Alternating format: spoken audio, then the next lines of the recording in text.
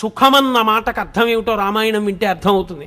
ఒక్క మాట అన్నాడు దశరథుడు, ఒరేయ్ నాన్న, నేను కైకమ్మకి మాట ఇచ్చానని కదా వెళ్ళిపోతున్నావు, ఒక్క పని చేయరా, నేను కైకమ్మకి మాట ఇచ్చాను, రాజ్యం తీసేసుకోమని అయిపోయిందిగా, నా పని అయిపోయింది, ఒక్క పని చేయి, రాజ్యం క్షత్రియ భోజ్యం, నేను 60,000 సంవత్సరముల వయస్సు పెద్దవాణ్ణి అయిపోయాను, నీ ముందు నిలబడి యుద్ధం చేయలేను, యుద్ధం చేసి బాణాలతో నన్ను కొట్టేసి బంధీకృతుణ్ణి చేసి కారాగారంలో పరేసి రాజ్యం తీసేసుకోరా, నేను కారాగారపు ఊచల్లోంచి నిన్ను చూస్తూ బతికేస్తాను రా, నిన్ను చూడకుండా ఉండలేను రా అన్నాడు. అది తండ్రి అంటే కొడుకన్న రామచంద్రమూర్తి అన్నారు, నాన్న, తండ్రిని సత్యవాక్య పరిపాలకుణ్ణి చేసి తండ్రిని ఊర్ధ్వలోకముల యందు నిలబెట్టినవాడు కొడుకు, అంతేగాని రాజ్యం కోసం అలా చేయనా, వద్దు నాన్న, ఎన్నాళ్ళు 14 ఏళ్ళు తిరిగి వచ్చేస్తానని వెళ్ళిపోయాడు. అది కొడుకు, అది తండ్రి. రామాయణం చెప్పకుండా చెప్తుంది రాముడంటే తండ్రి అంటే ఏమిటో, కొడుకంటే ఏమిటో.